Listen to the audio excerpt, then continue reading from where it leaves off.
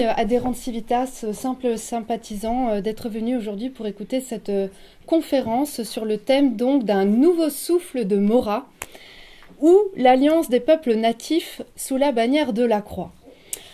Alors, je vais commencer en introduction par un rappel historique de ce qu'était la bataille de Maurras.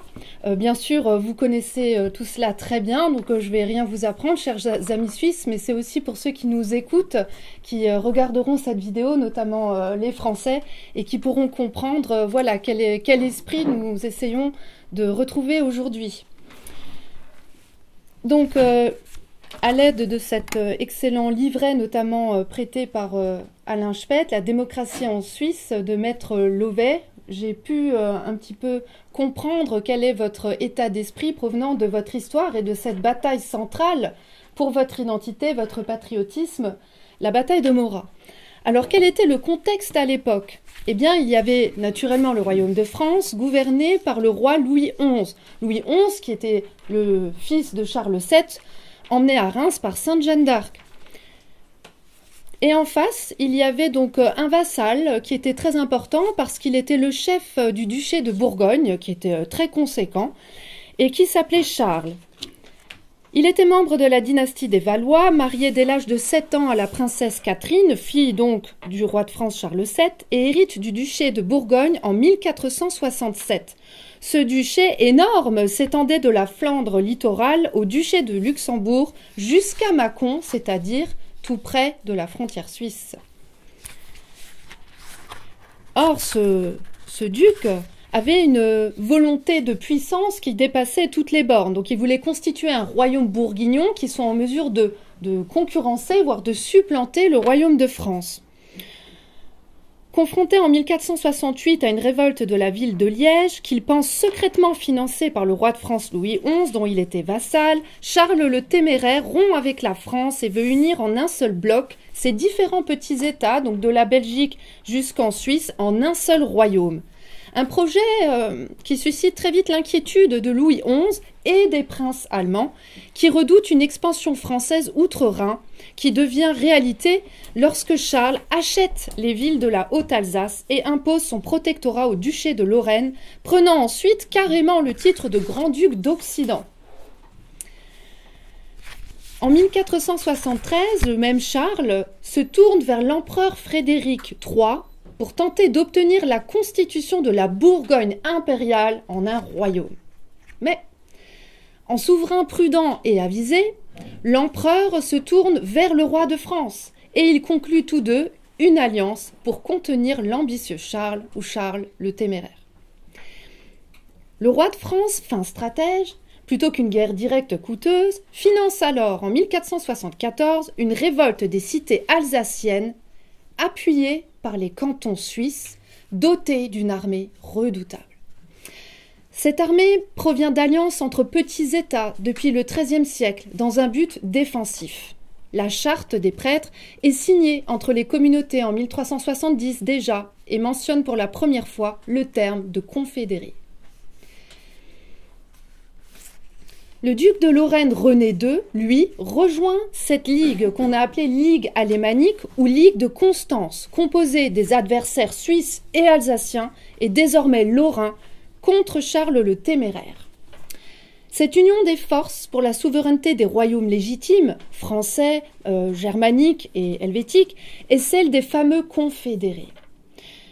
Les confédérés battent Charles le Téméraire dans une première grande bataille à Grandson, où il perdit la totalité de son artillerie alors que les Suisses se partagent le riche butin de ses trésors. N'hésitez pas à intervenir si vous voulez ajouter quelques détails croustillants à cette histoire. Il revient avec une armée en force au pied de la ville de Maurras, qui est une ville fortifiée. Alors j'ai vu quelques images sur internet, ça semble être magnifique avec toutes ces tourelles, ces remparts suspendus, conservés dans le temps. Enfin voilà, j'ai vraiment, ça m'a fait rêver, voyager. J'aimerais beaucoup, par exemple, visiter cette citadelle fortifiée. Donc Charles le Téméraire, mécontent, revient avec son armée au pied de cette ville de Maurras, où les confédérés suisses remportent une écrasante victoire, notamment grâce à Adrien von Bubenberg, qui était chargé de la défense de cette ville. Et cette victoire des confédérés sur l'adversaire bourguignon, sur Charles le Téméraire, a eu lieu le 22 juin 1476, grâce donc aux alliés alsaciens, à la cavalerie du duché de Luxembourg et de l'archiduché d'Autriche, qui tous les trois formaient la Basse Ligue. On a bien compris que là, c'était la débâcle des Bourguignons. Charles se dirige vers la Lorraine, cette fois pour attaquer Nancy, fallait bien sauver l'honneur, en tout cas essayer. Nancy qui venait de signer un traité d'alliance avec la France, parce que le duc de Lorraine René II, lui, était resté fidèle au roi de France. Et Charles le Téméraire mourra finalement le 5 janvier 1477 lors de la bataille de Nancy, qui marqua une fois pour toutes la fin de ce qu'on appelle les guerres de Bourgogne. Et pour cela, je rends hommage à mes amis de l'association AFAM, au Four et au Moulin, qui est autant sur la Meurthe-et-Moselle que sur les Vosges, et qui chaque année commémore la fameuse bataille de Nancy avec la mort de Charles le Téméraire.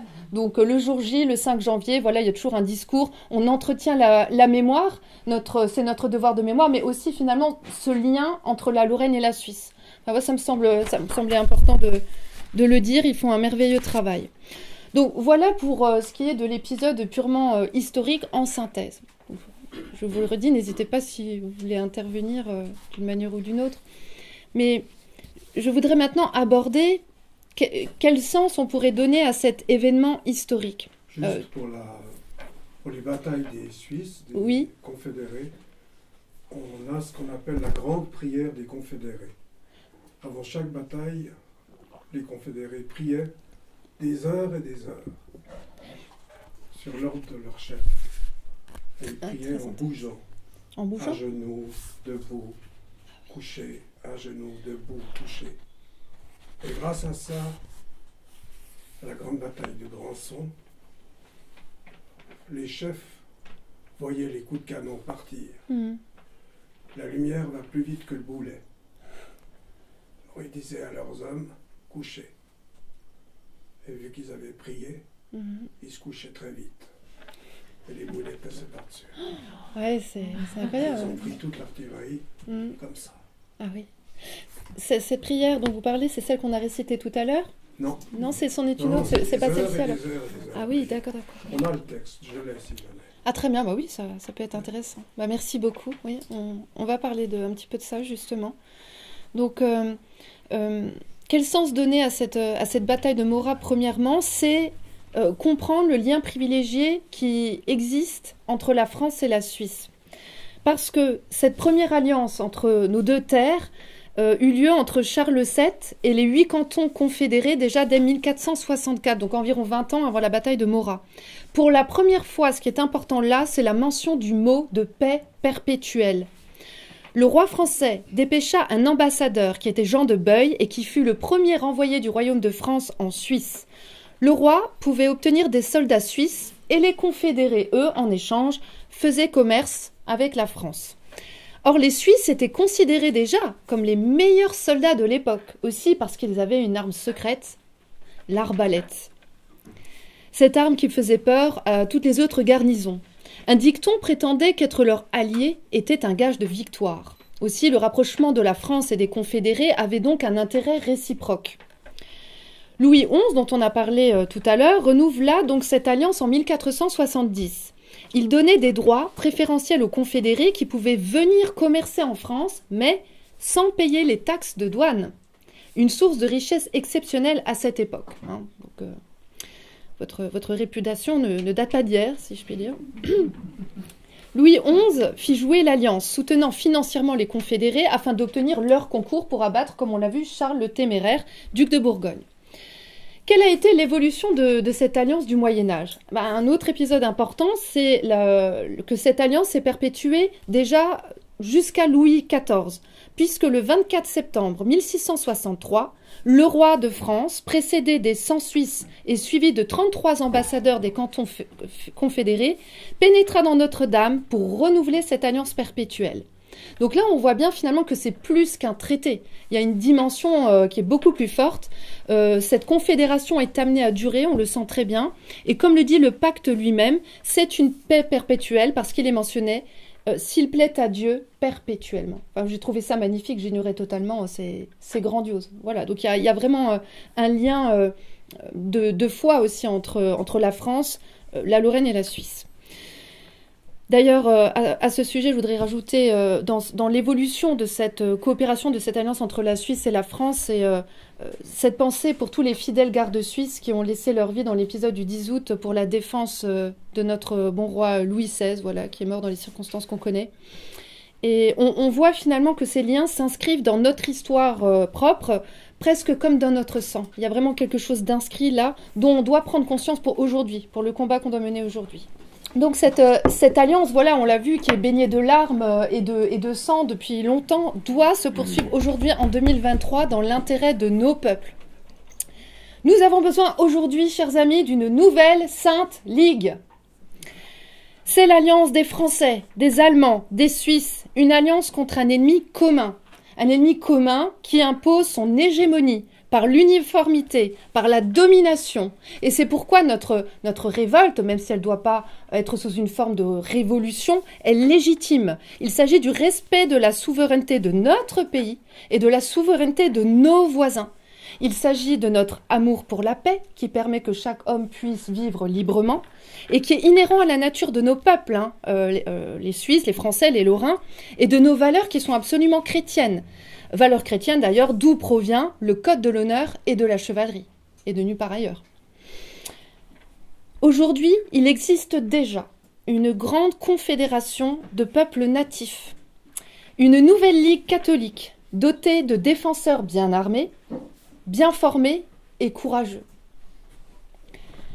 Cette confédération, c'est celle du mouvement Civitas, seul mouvement catholique existant à ce jour en France, en Belgique, en Suisse, en Autriche et encore dans d'autres pays. Bref, la nouvelle Sainte Ligue existe et n'a pas besoin d'être reconnue par des traités internationaux pour être effective. Elle n'a pas besoin du concours démocratique ou de l'adhésion du plus grand nombre, non. Elle a besoin de l'adhésion et du concours d'âmes d'élite, de patriotes et de catholiques fervents, puisque les changements dans l'histoire ont toujours été opérés non par une majorité passive et molle, mais bien par une minorité active et déterminée, ce que vous êtes. C'est pourquoi, dans un premier temps, comment refaire vivre le souffle de Maurras, c'est déjà s'engager et militer. Parce que face à la destruction à laquelle on assiste de nos populations, de nos ethnies, de notre culture, de notre économie, de nos traditions, de nos croyances religieuses, il faut déjà premièrement s'engager au sein de Civitas, je vous l'ai dit, cette nouvelle confédération qui existe, parce que c'est le seul parti catholique, parce que ces principes ont bâti notre civilisation, parce que Civitas est une structure, et je le considère comme l'instrument de notre Seigneur Jésus-Christ pour l'édification de son règne, du règne de son Sacré-Cœur, du règne de paix et de justice ici, matériellement. Enfin, parce qu'il faut se soutenir et se prêter main forte mutuellement par-delà la frontière. Alors maintenant, je vais rentrer plus en détail dans cet engagement. Pourquoi il est important de se dévouer pour le bien commun? Pourquoi nous devons tous le faire, chacun en fonction de ses moyens, de ses possibilités, évidemment. Déjà, si vous êtes ici, comme l'a dit Alain, c'est que vous avez pris conscience que nous sommes dans une dictature, une nouvelle bolchevisation de nos sociétés. Par le mondialisme, par le covidisme, par le transhumanisme, le LGBTisme, le néocommunisme social, économique, par l'esclavage moderne via les nouvelles technologies, par la nourriture aussi, synthétique, ou même par ces insectes qu'on va absolument nous faire manger, à cause des injections forcées ou du terrorisme sanitaire que nous avons vécu pendant 2 ans, à cause de la destruction de toutes nos valeurs, notre culture, le patrimoine, nos racines, enfin bref, tout. Et finalement, qu'est-ce que ça vise, tout ça? La destruction de notre foi, de notre religion, de notre spiritualité. Donc, on pourrait résumer ainsi, vous n'avez pas le droit de rester sans rien faire. À moins d'être lâche, démissionnaire ou profondément égoïste, à l'heure qu'il est, vous n'avez pas le droit de rester sans rien faire. Vous devez vous engager, vous devez faire quelque chose. Alors comment? Déjà, agir matériellement. C'est une grande chance pour nous que Civitas existe encore, j'ai envie de dire presque pour combien de temps, qu'il y ait une traduction matérielle, politique, administrative au combat catholique. C'est une chance. Donc la première des choses, ce que tout le monde peut faire, c'est déjà adhérer à Civitas. C'est très simple, il y a des bulletins d'adhésion, donc c'est 30 € la cotisation annuelle, ce qui ne vous empêche pas d'ailleurs d'adhérer à d'autres mouvements. Chez nous, nous avons des personnes qui sont adhérentes d'autres, soit d'autres, enfin j'allais dire partis non, mais d'autres associations comme l'Action française ou autres, ça pose absolument pas de problème. Pourquoi? Parce que ces 30 € annuels représentent une aide financière considérable pour que Civitas puisse déployer les idées catholiques dans le débat public. Des idées qui sont, vous le savez, contre les crimes d'avortement, aussi contre l'immigration massive qui nous est imposée. Nous avons besoin de matériel de communication. Alors d'affiches, hein, on a tous vu que Civitas était le seul mouvement qui avait déployé des affiches contre l'injection obligatoire, contre la tyrannie sanitaire. Il a fallu agir vite, agir bien, et ce sont ces moyens financiers modestes de votre cotisation qui l'ont permis. Nous n'avons pas d'autres ressources, si ce n'est des dons. Donc ça, tout le monde peut le faire. Ensuite, coller des affiches, c'est relativement simple, des autocollants également. Et que nous permet d'autre cette cotisation? Des actions juridiques. En France, pendant la période de confinement, les églises étaient fermées, donc on ne pouvait pas assister à la messe, et les catholiques de Civitas se sont réunis, ont prié le chapelet devant les églises, sur les parvis. De là, certaines préfectures ont dit non, c'est interdit. Déjà, on ne veut pas vous entendre prier, priez dans votre tête, fermez la bouche. Je ne sais pas si vous vous rendez compte, on est sur le parvis d'une église qui est fermée. Et il a fallu mener une action en justice, ce qu'a fait Civitas. Ça a un coût naturellement. Hein, les avocats, ce n'est pas donné, tout le monde le sait. Eh bien, Civitas a obtenu pour tout le monde que cet ordre qui avait été donné, cette interdiction, soit annulée et que les catholiques, à défaut d'avoir une église ouverte, puissent prier devant le chapelet publiquement. C'est une grande victoire. Je crois même que ça a fait donc jurisprudence. Donc c'est absolument pas négligeable, ces petits 30 € que vous pouvez, cette petite pierre à l'édifice que vous pouvez apporter. Deuxième option, complémentaire, je dirais, c'est l'abonnement à l'excellente revue Civitas. Excellente. Alors, dernier numéro sur la franc-maçonnerie, avec des témoignages de personnes qui l'ont quitté et qui se sont converties, notamment.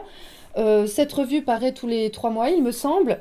C'est aussi une trentaine d'euros l'abonnement à l'année. Voilà, je vous recommande. Et en plus, ça permet d'être donné ou prêté à d'autres et de faire son chemin. Donc là aussi, aidez-nous. Nous avons besoin de vous. Abonnez-vous à la revue et faites-la connaître.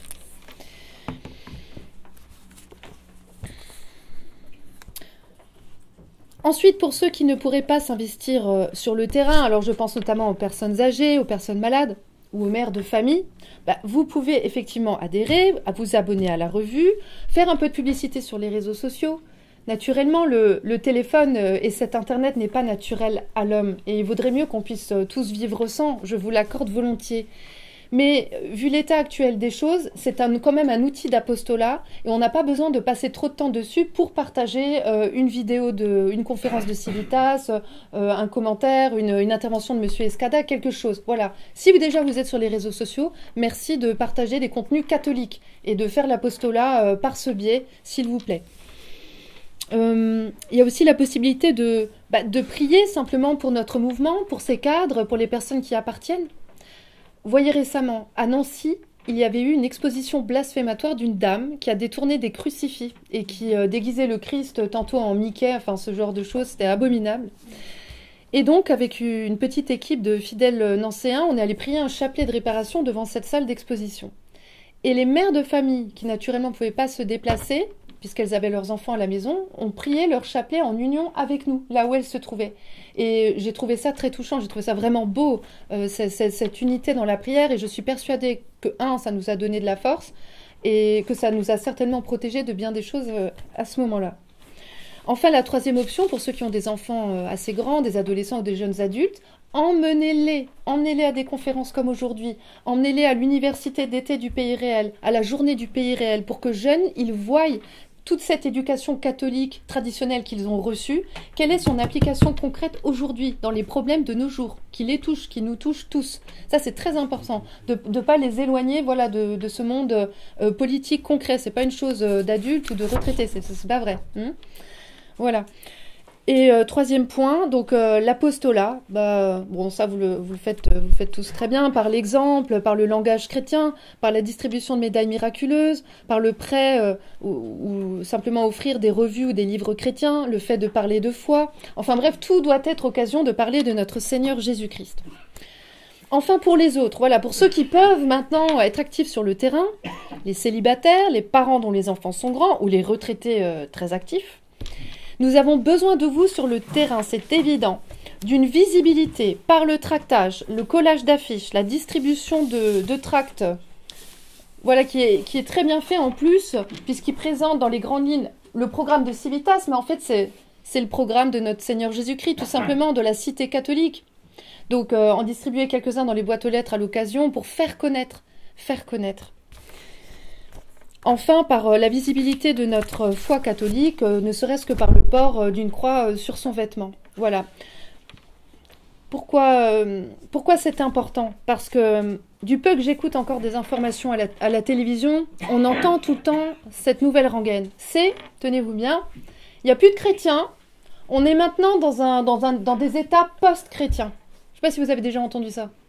Voilà, c'est terminé, on est dans un état post-chrétien, tout ça, c'est du passé, c'est terminé. Il faut leur montrer que c'est faux, et pas seulement au pouvoir qui sait très bien qu'on existe en fait, puisqu'il nous persécute, mais à nos contemporains, à nos compatriotes. Leur montrer que si, il y a des catholiques croyants, et qui dit croyant dit pratiquant. Ça va pas sans l'autre. Hein. Je dis parfois, on peut pas être sportif sans faire de sport, et on peut pas être végétarien en mangeant de la viande. C'est pas possible. Donc si vous êtes croyant, vous êtes nécessairement pratiquant. On existe, on est là. Il faut se montrer. Hein, il faut pas rester caché, et c'est très important qu'il y ait cette visibilité. C'est pourquoi on vous demande, s'il vous plaît, en tout cas Civitas demande, qu'il y ait une capacité de mobilisation des catholiques, bien sûr, quand c'est nécessaire. Récemment, à l'île de Ré, ce fut le cas lorsque une association de laïcards a voulu déboulonner une magnifique statue de la Sainte Vierge sur cette île de Ré. Eh bien, il y a eu cette union des forces, voilà, de catholiques qui sont venus prier, protester. Il y avait aussi des membres de partis de droite qui ne sont pas foncièrement catholiques pratiquants. Mais voilà, il y a eu un écho. Et de ce fait, je suis curieuse de voir comment ça va évoluer. Mais ce ne sera pas sans peine pour le pouvoir. Et les Français peuvent constater, en voyant ces informations à la télévision, que, oui, il y a des gens qui protestent. Il y a des personnes encore croyantes qui ont la foi catholique. Très important.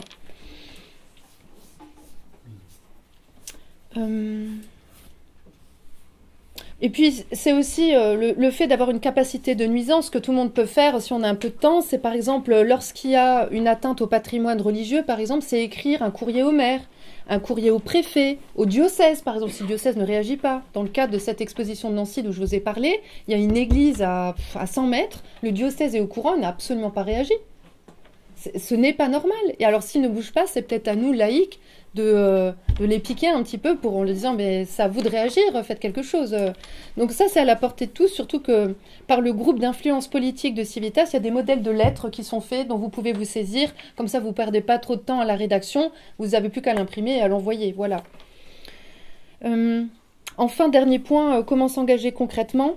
C'est la capacité de transformation en s'investissant dans des associations locales telles que SOS Calvaire en France, qui rénove les calvaires, ou Saint-Vincent de Paul. Vous savez, il y a toutes ces associations chrétiennes qui ne sont pas forcément tradies, mais qu'il faudrait investir. Il faut qu'il y ait des traditionalistes aussi dans ces associations. Il n'y a pas de raison, il faut que tout le monde soit représenté. Donc si vous avez un peu de temps et que vous voulez faire quelque chose, ça peut être par exemple une bonne idée, voilà, pour se répandre dans l'espace public, si vous voulez, via ces structures qui existent et qui ne trouvent plus de jeunesse pour continuer. On sait tous très bien que ce sont des personnes d'un certain âge et qu'il n'y a plus de jeunesse dans ces associations qui dérivent de l'Église moderniste. Et enfin, dernier point très important, on parlait des conseillers fédéraux, il me semble, il n'y en aurait pas de catholiques. Allons, présentez-vous aux élections locales suisses de chez vous. Il faut des catholiques, il faut que vous soyez représentés, il faut qu'il y ait des hommes courageux qui s'en occupent, qui s'engagent, qui se dévouent. Alors évidemment, c'est pas facile, mais il y a vraiment quelque chose à faire à ce niveau-là. Il ne faut pas s'avouer vaincu et laisser ça aux autres. À tous ces francs-maçons, à tous ces banquiers de la finance. Non, faites quelque chose. Voilà, mettez-vous d'accord, trouvez un candidat, un Adrien von Bumbenberg, là, ça devrait le faire. Bon. Voilà, donc ça, c'est vraiment sur la partie matérielle, concrète, via Civitas, ce souffle de Maurras, cette alliance de nos forces. Est-ce que jusque-là, vous avez des questions avant que j'aborde la partie plus spirituelle? Oui. Pas une question, une remarque. Allez-y. Vous avez beaucoup parlé de courage, madame. Et je compare le courage, ou je considère que le courage, c'est l'antinomie de la paresse. Parce que la lâcheté, c'est exactement la forme paresseuse du courage, c'est exactement l'inverse. Et si vous observez les comportements de la plupart des nôtres, ils sont timides, ils n'osent pas s'affirmer, ils n'osent pas parler, en général ils ne savent pas parler, on en souffre énormément. Et le mouvement que vous défendez est très très bien représenté parce que vous êtes une excellente oratrice. Il faut du courage pour ça, pour affronter une masse. Oui, bon, grâce à Dieu, hein, la science du langage, c'est le Saint-Esprit qui la donne. Après, tout le monde n'est pas fait pour être en première ligne du combat. C'est comme dans une armée, il y a différents postes et on a besoin de tout le monde. Et certainement les femmes qui ont une vocation toute particulière dont je parlerai tout à l'heure. Mais ce qui est important, voilà, matériellement, il y a différentes façons d'agir. Spirituellement, là, on peut tous agir de la même manière et tous se retrouver. Et voici comment.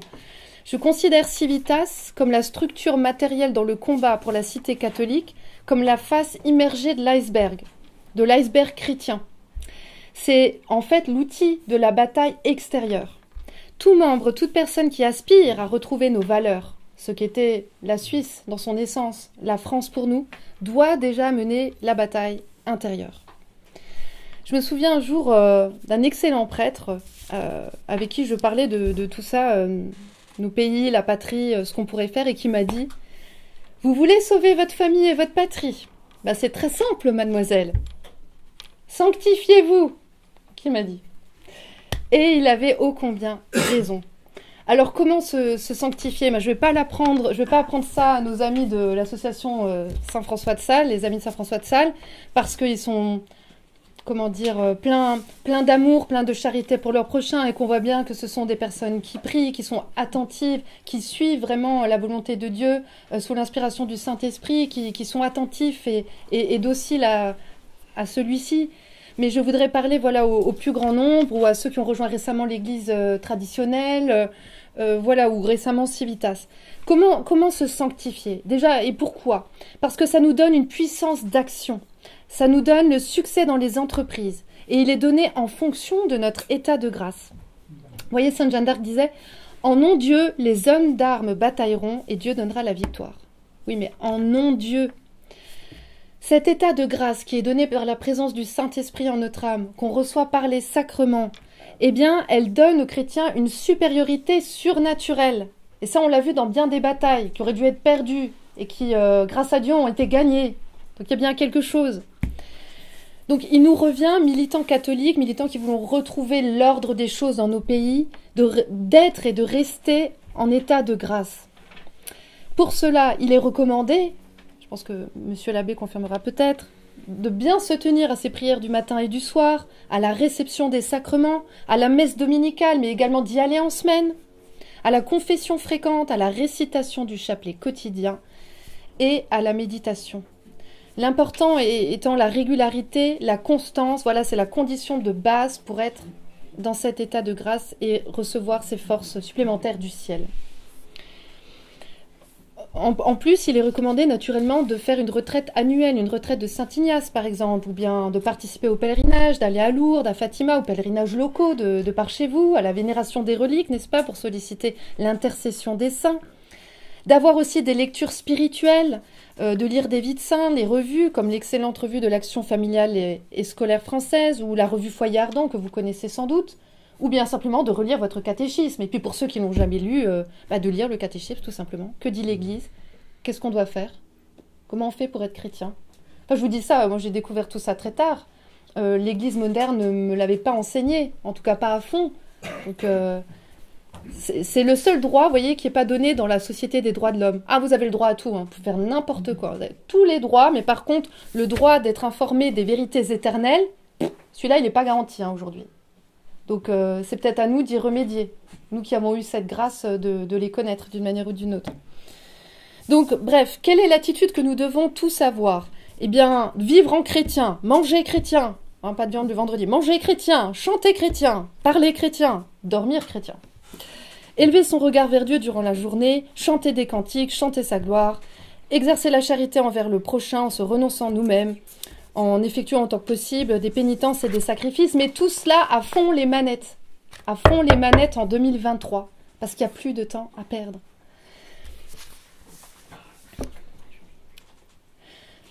Donc pour résumer, vivre en catholique aujourd'hui envers et contre tout, envers cette société qui veut notre disparition, qui combat directement notre foi par tous les moyens, respecter le premier des commandements qui est tu aimeras le Seigneur ton Dieu de tout ton cœur, de toute ton âme et de tout ton esprit. Ça, c'est le Christ qui le dit dans la Bible. En le servant, en glorifiant Dieu, en respectant simplement les 10 commandements qu'il nous a donnés. Et pourquoi il faut respecter ces 10 commandements? Parce qu'il le dit lui-même, ce ne sont pas ceux qui me disent Seigneur, Seigneur qui entreront dans le royaume des cieux. Ah, vous savez, ce qu'on entend parfois dans les messes modernistes, tout le monde va au paradis, c'est bon. Non, c'est pas vrai. Mais celui qui fait la volonté de mon Père qui est dans les cieux, celui-là entrera dans le royaume des cieux. Ah oui, bah donc il y a du travail, bah donc il faut respecter ces 10 commandements, il faut mettre en ordre sa vie, ainsi de suite. Hein, si on veut mettre de l'ordre dans nos pays, bah faut déjà remettre de l'ordre dans notre propre vie et faire la volonté de Dieu, c'est évident. Sans ça, on n'aura pas la paix. Et dans cette attitude que nous devons avoir, semble-t-il, c'est celle du chrétien. Or, tout chrétien est normalement un militant, puisque l'Église est divisée en 3 catégories, l'Église triomphante au ciel, l'Église souffrante au purgatoire et l'Église militante sur la terre. Donc soyons des militants. Pendant le petit laps de temps qui nous est donné de vivre sur la terre, nous ne sommes que des pèlerins de passage. Et nous devons, je crois plus que jamais, vu le contexte actuel, géopolitique que nous connaissons, garder en tête cette idée de notre mort prochaine. Ah oui, c'est pas agréable, mais l'avoir en tête et être prêt. Ça dépend. Comment ça dépend? Qu'elle soit agréable à la fin ou pas. Oui. C'est nous qui arrangeons les choses. Oui. Je voulais juste un peu, puisque j'ai la parole. Allez-y. Je dis toujours, le monde appartient aux audacieux. Et ça a été redit et redit, 10% de la population suffit pour renverser la vapeur. Alors, grâce. Alors allons-y. Allons-y, quoi. Merci. Oui. Donc, être prêt à mourir. Et c'est là notre seule certitude, finalement, dans cette existence, parmi tous les siècles, c'est que nous devons quitter cette vie terrestre. Et donc, quitte à mourir, faisons notre maximum pour aller au bon endroit ensuite. Et comment aller au bon endroit? En faisant la volonté de Dieu, en respectant ses commandements, en ayant les sacrements, en vivant en bon chrétien autant que possible, avec la grâce de Dieu. Bref, pour faire notre salut. Et pour que notre vie et notre mort ne soient pas inutiles. Parce qu'il faut quand même se dire une chose, c'est que lors de la bataille de Morat ou d'autres grandes batailles de l'histoire, s'il y a eu des héros pour donner leur vie, mais pourquoi ils ont réussi à donner leur vie, à se sacrifier, ou Roland de Roncevaux par exemple? Parce qu'ils avaient la certitude du ciel. Ils savaient que, très bien, ils allaient laisser leur peau, mais que le ciel, dans une certaine mesure, leur serait donné, parce qu'ils ont vécu en bons chrétiens, parce qu'ils offrent leur vie pour un plus grand bien.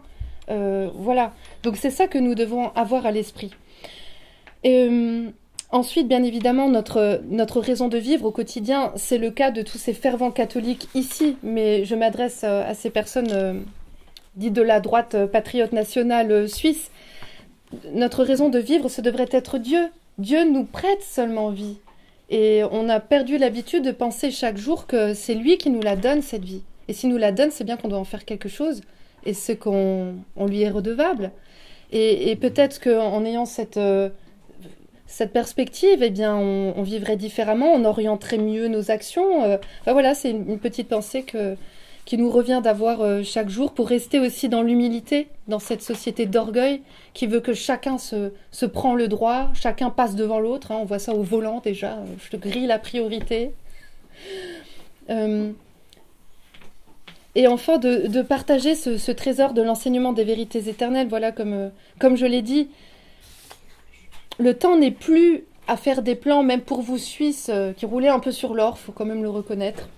Le temps n'est plus à faire des plans sur notre avancement professionnel, notre carrière, ou bien sur les études des enfants, qui pour la plupart, dans les écoles publiques en tout cas, sont déstructurés, déconstruits, comme on dit. Plus de plans sur notre prochain voyage balnéaire, hôtel 4 étoiles ou 5 étoiles, sur notre retraite, payée par l'État. Non. L'économie s'effondre, en tout cas pour la France, l'Union européenne, mais il n'y a pas de raison que la Suisse soit épargnée, il y aura forcément un impact chez vous. L'économie s'effondre et emmène avec elle les illusions de nos compatriotes. Chouette, heureuse chute du matérialisme athée. Peut-être que cela va ouvrir les yeux à certains, hein, dans ces souffrances où on perd son travail, sa situation, peut-être même sa maison. Alors certes, c'est dramatique, mais le bon Dieu nous ramène souvent à lui par des épreuves douloureuses comme ça. C'est pourquoi c'est notre devoir, plus que jamais, d'aller à la pêche aux âmes. Là, maintenant, tout de suite. C'est urgent, à cause de cette situation, à cause des guerres qui risquent d'arriver, peut-être plus rapidement qu'on ne le pense. À cause des troubles, de tous ces morts, déjà rien que pendant le Covid. Alors les personnes mortes de cette épidémie, bon, il y en a eu, toutes ces personnes âgées mortes à cause du Rivotril, voilà, qu'on a injecté pour... comment on dit, pour faire de l'accompagnement thérapeutique, mais en fait, on les a liquidés. Non, ça devient urgent. Nous devons tous retourner au Christ et aider nos compatriotes à retourner au Christ, car nul ne sait ni le jour ni l'heure. Et notre allié dans tout cela, c'est le Saint-Esprit. Par la prière quotidienne, par exemple le Veni Creator qu'on pourrait citer chaque jour pour être guidé par lui. Il nous aide, il nous éclaire, il nous aide à faire les bons choix. Voilà, il faut vraiment se placer sous sa direction et demander à être son instrument pour faire la volonté de Dieu, que ce soit dans notre quotidien banal, notre travail, ou lors d'événements imprévus qui, croyez-moi, risqueront d'arriver bientôt, pour que nous obéissions promptement à ses inspirations. Car celui qui demande à être participant du combat pour le règne du Christ, avec une intention droite et sincère, et qui tous les jours formule cette demande pour être guidé par le Saint-Esprit, lui sera bien exaucé. Vous voyez, c'est ce qu'on fait avec notre section Civitas Moselle et Grand Est. Avant chaque action, vous disiez tout à l'heure, les confédérés priaient énormément avant toute bataille. Bon, on ne prie pas pendant des heures debout, à genoux, assis, etc. Mais nous prions toujours bien le Saint-Esprit avant un chapelet de réparation, avant même une manifestation. Je me souviens, avant la manifestation contre la tyrannie sanitaire à Metz, la fameuse, la presque fatale du 7 août, on a prié tout un chapelet à la cathédrale Saint-Étienne, et aussi pour la conversion et le salut de nos ennemis. Ils sont nombreux. Voilà, ne jamais mener d'action sans qu'elle soit précédée par la prière, évidemment. Et enfin, lui faire confiance au bon Dieu. Alors c'est un saut dans le vide parfois, on ne sait pas où on va, on ne sait pas ce qui va se passer. On se dit qu'on n'a peut-être aucune raison logique, intellectuelle, matérielle de croire ou de se dire que telle ou telle chose va marcher. Pourtant, il faut faire le pari que si, ça va marcher. Le bon Dieu est bon, je l'aime, je fais sa volonté, je lui fais confiance. Et dans tout cela, malgré les troubles que nous connaissons, faire tout pour garder sa paix intérieure, pour chasser l'angoisse et la peur qu'on nous instille à longueur de temps, radio, télé, ce que vous voulez, X, Y, Z, variant du Covid, il y a toujours une bonne raison. Non, nous gardons notre optimisme pour nous-mêmes, dans nos vies, mais aussi pour notre pays, selon la promesse de Dieu. Voilà, avoir la foi, c'est finalement avoir confiance en celui qui peut tout. D'ailleurs, il dit lui-même, cherchez d'abord le royaume de Dieu et sa justice, et tout le reste vous sera donné par surcroît. Voilà. Donc, quelle attitude devons-nous avoir au dehors ? D'abord, le soutien au bon pasteur, et ce que font les amis de Saint François de Sales, ici présents, par le prolongement de l'apostolat sacerdotal qu'ils effectuent. Ils se tiennent aux côtés des prêtres. Ils sont là, offrant un soutien matériel, un soutien spirituel. Et c'est ce que nous devons finalement tous faire. Soutenir et relayer la parole des courageux prélats qui osent encore défendre la vérité. La vérité qui est notre Seigneur Jésus-Christ. Donc par ce soutien moral, spirituel, et aussi en partageant leurs prises de parole lorsqu'elles sont publiques, qu'il s'agisse d'un sermon, d'une conférence. Voilà qui est important. La prière également, qu'elle soit individuelle ou collective. Dans notre section Civitas, on aime bien les prier dans ce qu'on appelle les lieux diocésains, les églises, les cathédrales dans les grandes villes ou devant les calvaires, parce que cela génère un bouclier de protection. Cela nuit énormément au plan de nos ennemis, et en particulier des francs-maçons. Donc, comme il y en a beaucoup par chez vous, n'hésitez pas à quelques-uns, 2, 3, je ne sais pas, à les prier dans les églises, les cathédrales de ces villes qui sont pourries par la finance, par toutes ces choses-là. Et je vous garantis qu'ils seront entravés dans leurs projets, même si on ne le sait pas, mais eux le savent, ils le sentent. Et puis en même temps, ça permet de se réapproprier ces lieux sacrés. Voilà, il n'y a pas de raison. Bien sûr qu'on adore Jésus-Christ au tabernacle, dans nos chapelles, mais il est aussi important d'aller prier, de se réapproprier ces lieux qui ont été bâtis, qui ont été financés par les catholiques, tout simplement. Faut pas laisser ça aux modernistes. De toute façon, dans pas longtemps, il n'y en aura plus. Allez-y, le champ est libre. Et puis, c'est notre devoir de partager cet héritage, cet enseignement des vérités éternelles, du salut. Oui, il y a un paradis, oui, il y a un enfer. Face aux mondialistes matérialistes qui veulent effacer toute possibilité d'élever notre âme. Alors, par mille moyens, hein, l'enlaidissement urbain. Et à quel point vous en souffrez en Suisse. Tous ces vallons, on devrait y avoir que chalets en bois, hein, qui rappellent un peu l'héritage, le passé, l'histoire, quelque chose de beau, tout simplement, de proche de la nature. Non, on a des structures en béton, du carré, j'ai même vu un toit d'église en triangle penché, enfin c'est un peu le grand n'importe quoi. Et puis c'est pas parce qu'ils ont aucun goût, qu'ils savent pas faire, c'est parce que c'est voulu, tout simplement. Voilà, on détruit. Le beau élève l'âme. Et puis par la laïcisation, bien sûr, de l'espace public, hein, le beau comme la transmission des vérités d'où découlent nos traditions culturelles, hein, même le carnaval, hein, je veux dire, bon, c'est une tradition populaire, oui, culturelle, mais je veux dire, tout émane du religieux. Nous devons peut-être spiritualiser à nouveau l'espace. J'avais lu cette belle phrase un jour, la civilisation découle de la spiritualisation. Et là où il n'y a pas de spiritualité, il n'y a pas vraiment de civilisation et de paix. Enfin, oser publier sa foi, adhérents, sympathisants de Civitas, catholiques, tout simplement, personnes qui voulaient retrouver l'ordre des choses, un peu comme le faisait saint Antoine de Padoue, ou même saint Jean-Baptiste au Jourdain. On devrait voir aujourd'hui des personnes qui, sur les places publiques ou dans nos villages, parlent aux habitants et disent « Mais convertissez-vous, la fin est proche !» Vous voyez, qui battent le tambour, on devrait en avoir. Il faut qu'on en ait, alors prions pour cela. Alors bien sûr, aujourd'hui, peut-être qu'ils appelleraient le 15 ou l'ambulance, je sais pas, pour les exfiltrer en disant bon, ils ont un problème. Mais ça a toujours été comme ça dans l'histoire. C'était pas mieux au Moyen-Âge ou au temps des premiers chrétiens de l'Empire romain. La croix est une folie et toute personne qui dit ça, qui agit comme ça, qui refuse les plaisirs et les richesses de ce monde paraît folle aux yeux des autres, des mondains, des hommes charnels, de toute façon. Donc voilà, peut-être faut-il tout perdre pour en arriver là, je n'en sais rien. Mais voilà, ne pas avoir peur de se montrer chrétien. Et oui, vous vouliez rajouter quelque chose? N'hésitez pas. Hein. Et enfin, dernier point, le besoin de famille chrétienne. Si nous voulons de nouveaux héros, de nouveaux saints, comme il y en a eu parmi les hommes de bataille en Suisse, mais aussi parmi les saints et les hommes religieux, il faut qu'il y ait une nouvelle génération d'hommes. Et pour que cette nouvelle génération d'hommes naisse, il faut des familles chrétiennes, des familles nombreuses, des mariages chrétiens. Alors, je ne sais pas comment c'est exactement en Suisse, mais chez nous, nous souffrons de la dénatalité européenne.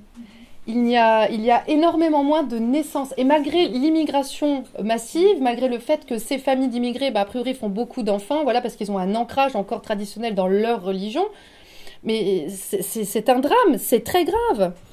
Donc, comment faire? Eh bien, peut-être reprendre l'avantage numériquement, même si c'est sur le long terme. Mais des familles chrétiennes, et c'est le seul et unique cadre qui permet qu'il y ait beaucoup d'enfants, un cadre solide, une sécurité pour que ces enfants grandissent bien, pour que leur âme s'élève vers Dieu et pour que cela puisse se faire concrètement.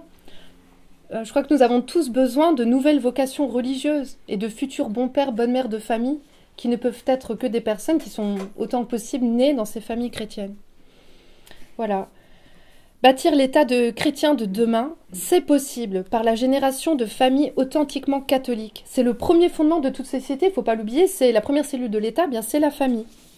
Et on peut rappeler au passage que, il me semble, un des devoirs du chrétien, c'est que ceux qui n'ont pas la vocation religieuse ne restent pas célibataires dans le monde, à moins vraiment de circonstances particulières, mais au contraire se dévouent pour Dieu, donnent de leur temps et fondent des foyers chrétiens. Voilà. Et d'ailleurs, on voit ça déjà dans l'Ancien Testament, c'est que Dieu donne sa bénédiction à son peuple qui lui obéit. Et en quoi consiste cette bénédiction notamment? C'est le fait de pouvoir se multiplier. Hein, c'est ce qu'il a dit dans la Genèse, je crois que c'est Abraham. « Je vous bénirai, je multiplierai votre race comme les étoiles du ciel et comme le sable qui est sur le rivage de la mer. Votre postérité possédera les villes de ses ennemis. » Alors, chers amis, si vous voulez posséder les villes de vos ennemis, mariez-vous, fondez des familles chrétiennes, etc. Voilà, donc... dans les grandes lignes, ce que je voulais vous dire. Pour en arriver à cette synthèse, avec tous ces éléments d'engagement chrétien, matériel, politique, spirituel, au nouveau souffle de Maurras, et à la nécessaire coopération pratique et spirituelle que nous devons atteindre. Par une alliance nouvelle, qui se traduit, oui, matériellement par civitas, mais avant tout dans les cœurs, dans nos âmes. Le souffle de Maurras, c'est quoi, dans le fond ? C'est le souffle du Saint-Esprit, pour qu'il nous unisse en un seul corps, le corps mystique du Christ, au sein duquel il n'y a plus de temps, plus de frontières, plus d'espace, pour que nous soyons tous unis à la prière par l'élévation spirituelle et dirigés par sa direction, où que nous soyons. Que ce souffle nous unisse dans l'amour du Christ et de sa Sainte Mère, car c'est bien le propre de frères chrétiens que de s'aimer et de se prêter main forte. Voici ce que disaient les païens du second siècle en parlant des chrétiens. Voyez comme ils s'aiment. Ça, je l'ai vu ici, je l'ai vu parmi vous, je l'ai vu près des amis de Saint François de Sales, et c'est tellement beau. L'ordre chrétien sera restauré, disait Saint Pie X, et qu'il n'en avait pas juste la ferme espérance, mais la certitude. Ayons cette même certitude. Partout dans ce chaos qui s'accélère, se constate un regain d'intérêt pour la religion catholique. Une effervescence, quoique discrète, s'opère en France, en Allemagne, en Autriche, en Espagne, au Portugal et en Suisse. Il nous revient donc, peuple natif, menacé d'extinction par la dénatalité, subventionné par nos États, opérant par l'immigration massive, extra-européenne, l'appauvrissement généralisé, l'exploitation au travail, la malbouffe, l'industrie pharmaceutique, la pollution, oui, il nous appartient de nous allier pour survivre. Il nous faut donc nous rejoindre sur des événements concrets, qu'il s'agisse de manifestations, d'hommages, de réunions, d'actions communes, par un réseau d'entraide professionnelle et familiale aussi, et se tenir prêt en menant la bataille spirituelle, avant que peut-être des événements imprévus nous obligent à nous défendre physiquement, à nous organiser ensemble pour résister à l'oppression. Alors, qu'est-ce que c'est qu'être fidèle au souffle de Maurras? Qu'est-ce que c'est qu'être fidèle à l'essence de la Suisse? Eh bien, nous le savons, elle est née principalement de cet esprit de la confédération des cantons suisses qui ont leur propre identité mais qui savent s'allier pour un but commun, pour la défense du bien commun, et de cette ligue, de cette plus grande confédération élargie à d'autres pays, peut-on dire, ou d'autres régions, une alliance en cas de circonstance, une union des forces, un soutien mutuel prudent dans le respect de l'originalité de chacun et de la vraie diversité européenne. Être fidèle à l'essence suisse, c'est aussi ce qu'on appelle la neutralité suisse. Alors, une neutralité, oui, garante de l'ordre européen, de la paix, un amour de bienveillance envers les pays voisins, un rôle central de la Suisse, qui a une mission, au même titre que chaque pays a une mission particulière, donnée par la Providence. Oui, la Suisse est le garant de la paix et de la bonne entente, de la paix perpétuelle. Parce que le prince de la paix, eh bien, c'est Jésus-Christ. Et la charité, c'est l'unité, c'est le signe de la présence de Dieu au milieu de nous. À l'inverse, la division ne vient pas de Dieu, jamais, elle vient du diviseur. Et le diviseur en grec se dit diabolos, parce que la division, c'est le propre du diable. Vous, Suisses, vous êtes les gardiens de la paix. Vous êtes les missionnaires du règne social de notre Seigneur Jésus-Christ. Non depuis votre canapé, bien sûr, mais dans la sueur et les difficultés, portant votre croix. Et c'est là votre mission, c'est d'être les garants de la paix et de l'unité de l'Église.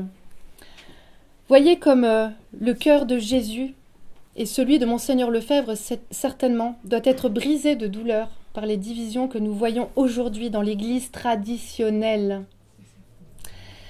Le temps n'est plus à la division, aux querelles d'ego, de pouvoir, de juridiction, non. Le temps est au rassemblement. Et il me semble quand même que c'est le propre du catholique, quel que soit son statut, quelle que soit sa mission, son rôle, son titre, d'être capable de pardonner et de se réconcilier. Je ne comprends pas aujourd'hui pourquoi on peut exclure des personnes, leur interdire même l'accès au sol suisse, quand ce sont de véritables et fervents catholiques, quand ce sont des personnes qui se mortifient et qui se sacrifient et qui vivent une vie crucifiée, et certainement aussi pour les personnes qui sont en Suisse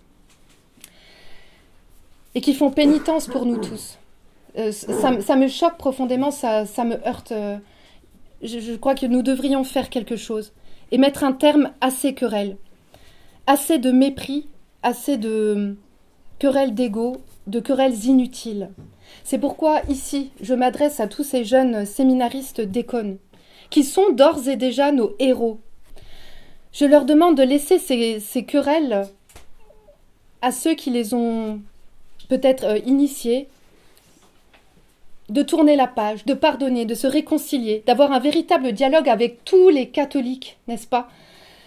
Pour établir l'esprit de concorde, parce que là est la véritable charité. Si on nous demande de pardonner à nos ennemis, de prier pour eux et même de les aimer, on n'aimerait pas notre prochain catholique ?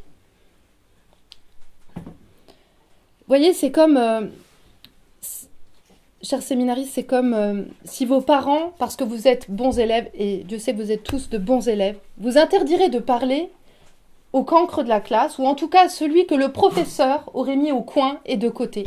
Ah non, il ne faut pas lui parler, hein, c'est pas bien, non, on ne veut pas que tu lui parles. Eh bien, est-ce que ce serait chrétien d'agir comme ça et de laisser cet élève tout seul, celui qu'on juge être le mouton noir? Non. Celui qui est bon chrétien, parmi tous les élèves de cette classe, irait parler à celui qu'on estime être un cancre. Il aurait un geste pour ce frère, il voudrait l'aimer dans un esprit de réconciliation. Voilà. Donc votre croix, votre mission, chers amis suisses, c'est bien d'être fidèles à la grâce, fidèles à Dieu, fidèles à sa providence. D'être fidèles aussi à vos ancêtres suisses qui ont versé leur sang pour la paix, pour l'unité et le bien commun. Fidélité à vos aïeux, remplis d'amour pour le Christ et votre beau pays. Fidélité au saint patron de la Suisse, Saint Nicolas de Flux, qui vécut au XVe siècle et qui, père de 10 enfants et fermier, prit part à la lutte de son peuple contre l'hégémonie des ducs d'Autriche. Conseiller et arbitre dans les conflits, habile pour mettre fin au procès et réconcilier les fractions, véritable artisan de paix. Après 20 ans de mariage, il part pour vivre en ermite dans les monts de la Welche avec l'accord de son héroïque épouse. Là est la mission des apôtres suisses des derniers temps, suivre l'exemple de saint Nicolas de Flux, d'abord en étant des hommes et des femmes de prière, ensuite en conciliant une spiritualité forte avec votre patriotisme, parce que vous êtes des hommes libres. Oui, votre mission, c'est la fidélité à la mission divine que Dieu vous a confiée dans ce pays prédestiné, parce qu'il est situé au milieu des montagnes, entre ciel et terre. C'est le berceau du sacerdoce ancestral catholique, grâce à notre bien-aimé combattant Monseigneur Lefebvre et à son séminaire qu'il a fondé à Écône. C'est là le centre de gravité de la catholicité, le joyau céleste qui a été déposé sur votre terre bénie, choisie par Dieu pour cela. Oui, Écône est la source de la grâce donnée par Dieu, ici en tout cas en Suisse, par ce séminaire notamment, par la formation bien sûr de bons et saints prêtres, c'est évident, mais aussi, et peut-être surtout, par l'ordination qui s'effectue par le rite latin, inchangé depuis 17 siècles, donnant pouvoir d'ordre et grâce du Saint-Esprit. Car depuis Vatican II et 1968, oui, il y a eu la création d'un nouveau texte pour ordonner les prêtres. Un texte qui date de 1963 et qui proviendrait de ce qu'on appelle la tradition d'Hippolyte, qui proviendrait donc de l'église copte et syrienne, une origine controversée parce qu'à ce jour, il n'y aurait pas, je mets au conditionnel, d'études historiques y faisant référence. Voyons les effets de ce nouveau rite sur les prêtres ordonnés depuis les années 60, conjugués en plus avec une prise de distance de l'Église par rapport à ce qu'elle a été, à son histoire, par rapport à sa doctrine. Je vois des paroisses vides. Le dimanche, je vois en tout cas dans l'église de ma ville qu'il n'y a jamais de messe en semaine, que le dimanche pour une ville de 5000 habitants, il y a peut-être 10 fidèles. Je vois des prêtres parfois très zélés parmi les prêtres de l'Église moderne, mais qui ne savent plus comment faire. Ils ne savent plus comment faire pour avoir des fidèles non plus, pour qu'ils restent, pour qu'ils reviennent. L'un d'entre eux m'a dit une fois, mais que voulez-vous, la maison est en feu, j'essaye d'éteindre le feu, mais ils sont seuls. Et quand ils demandent de l'aide, et quand ils constatent chez les fidèles un besoin de tradition, si je puis dire, parce que certains apprennent la messe en latin, même si ce sont des prêtres modernes, ils le font à la demande de leurs paroissiens. Eh bien, ils n'ont pas le soutien de leur hiérarchie. Et un autre me disait qu'ils ne pouvaient même pas parler de la France-Prix. Ça leur est interdit, vous vous rendez compte? Ils n'ont pas le droit de relayer l'initiative La France-Prix auprès de leurs fidèles dans les diocèses. Non. Sans ça, il y aurait des sanctions. Ah oui, on en est là. Donc, il y a des prêtres de bonne volonté, mais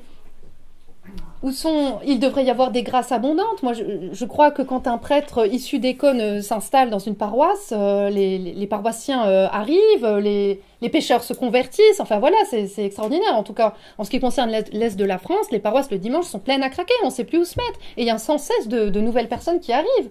Donc là, il faudrait peut-être se poser la question, que ces prêtres se posent la question de cette ordination, simplement il devrait y avoir des grâces supplémentaires qui sont données, mais force est de constater que le bon Dieu permet que les pécheurs accourent dans les chapelles traditionnelles plutôt. Voilà. Donc bien sûr, comme disait Monseigneur Lefebvre, Vatican II, c'est 1789 dans l'Église. Et du point de vue de ces sacrements, à cause de cette organisation, il y a un doute. Non pas qu'on puisse affirmer qu'ils ne sont pas bons ou pas valides, en tout cas moi je ne ferai pas, mais il y a un doute suffisant pour qu'on préfère se tourner vers des prêtres, ordonnés d'après le rite de toujours, d'une formule inchangée, et je crois que c'est surtout ça le plus important, et une formule de sacrement et de consécration, par exemple du pain et du vin, d'après une formule ancestrale dont on sait qu'on peut être sûr dans notre cœur. Et ça, c'est fondamental. Donc oui, Écône a un rôle central à jouer par ce rite d'ordination valide, approuvé par l'Église de toujours, par des sacrements valides, qui proviennent de l'Église de toujours, mais aussi parce que ces mêmes abbés sont ordonnés par des évêques valides et validement sacrés, et eux aussi d'après des formules ancestrales de l'Église qui n'ont pas été complètement modifiées. Et parmi ces évêques, eh bien, évidemment, nous pouvons remercier Monseigneur Lefebvre de nous avoir donné Monseigneur Williamson, Monseigneur de Galarreta, Monseigneur Tissier de Malray et Monseigneur Felet. Et j'aimerais ajouter ici que j'ai entendu souvent, mais je crois que vous aussi, beaucoup de fidèles de la Fraternité Saint-Pédis, beaucoup si ce n'est tous, qui espèrent qu'à l'exemple de Monseigneur Williamson, qui a sacré d'autres évêques, il y ait de nouveaux sacres au sein de la Fraternité Saint-Pédis, effectués par elle pour de saints abbés qui font eux-mêmes partie de la Fraternité Saint-Pédis. C'est vital, car si à l'époque il y avait déjà à l'époque Monseigneur Lefebvre a estimé que 4 évêques c'était important, voilà, et non pas 1 mais 4. Alors qu'aujourd'hui, nous sommes beaucoup plus nombreux que ce qu'étaient les fidèles traditionnalistes dans les années 80-90, eh bien, nous avons besoin d'au moins autant d'évêques. En plus, eh bien, l'âge avançant, il y a peut-être des problèmes de santé qui rentrent en ligne de compte, mais je dirais aussi des problèmes de guerre. Vous vous rendez compte? Il y a si peu d'évêques sur lesquels on peut compter, et peut-être une guerre qui arrive. Comment allons-nous faire? Nous avons besoin de pasteurs, nous avons besoin d'être éclairés, et nos prêtres ont besoin de cette direction. Voilà, donc besoin de combattants, de la foi et d'évêques, pour une raison essentielle, c'est que nous vivons sous le joug de la Révolution. Alors, de la Révolution française, j'entends, hein. Vous aussi, Suisse, vous avez été touchés par cela, hein, avec cette République qui est née. Nous vivons sous le joug d'un renversement qui se poursuit aujourd'hui, par la destruction de ce que nous sommes.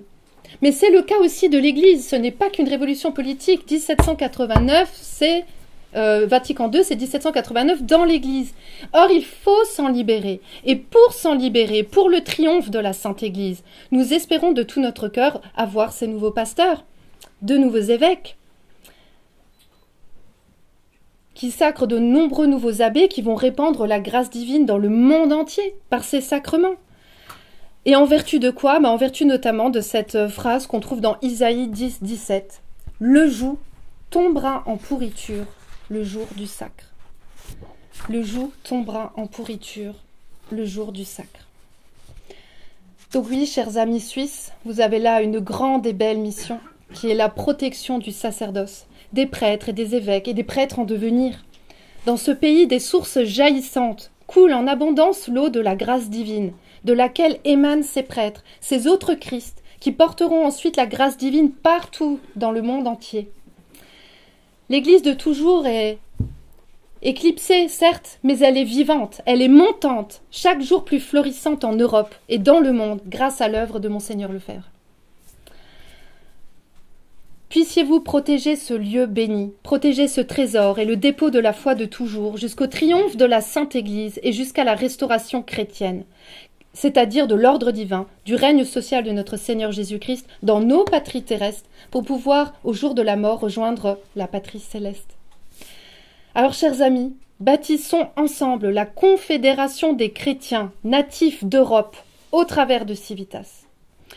Réalisons l'idéal de Sainte Adélaïde et de Othon III par le renouvellement du pacte sacré de la confédération, garanti par la foi et l'honneur. Car cela, nous n'y arriverons ni par la langue, ni par la politique politicienne, mais bien par la foi au service du Christ roi. Le Christ roi qui est le pouvoir central, suprême de notre confédération, qui respecte ses particularismes. Aussi, je terminerai en invoquant cette devise suisse, qui, ma foi, doit être une devise chrétienne, un pour tous et tous pour un.